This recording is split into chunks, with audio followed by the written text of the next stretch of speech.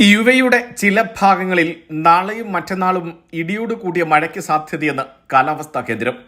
യുവയുടെ കിഴക്കൻ പ്രദേശങ്ങളിലും തെക്കൻ ഭാഗങ്ങളിലും ഇടിയോട് കൂടിയ മഴയ്ക്ക് സാധ്യതയുണ്ടെന്നാണ് ദേശീയ കാലാവസ്ഥാ കേന്ദ്രത്തിന്റെ അറിയിപ്പ്. ചില ഉൾപ്രദേശങ്ങളിലും മഴ അനുഭവപ്പെടും. വ്യത്യസ്ത തീവ്രതയിലുള്ള മഴയ്ക്ക് സാധ്യതയെന്നാണ് കാലാവസ്ഥാ പ്രവചനം. അറബിക്കടലിൽ നിന്നും ഒമാൻ ഉൾക്കടലിൽ നിന്നും ഈർപ്പമുള്ള കാറ്റ് രാജ്യത്തേക്ക് എത്തുന്നതാണ് മഴമേഘങ്ങൾ രൂപപ്പെടാൻ കാരണം. രാജ്യത്ത് ചില പ്രദേശങ്ങളിൽ പൊടിക്കാറ്റിനും സാധ്യതയുണ്ടെന്ന് കാലാവസ്ഥാ റിപ്പോർട്ടിൽ പറയുന്നു.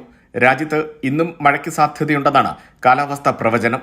രാത്രി 11:30 വരെ അലൈൻ, ഹമീം തുടങ്ങിയ പ്രദേശങ്ങളിൽ യെല്ലോ അലേർട്ടും പ്രഖ്യാപിച്ചിട്ടുണ്ട്. അതേസമയം വരും ദിവസങ്ങളിലും പകൽ സമയത്ത് കനത്ത ചൂട് തുടരും. ഇന്ന് 47.3 ഡിഗ്രി സെൽഷ്യസാണ് യുഎയിൽ കൂടിയ താപനില രേഖപ്പെടുത്തിയത്.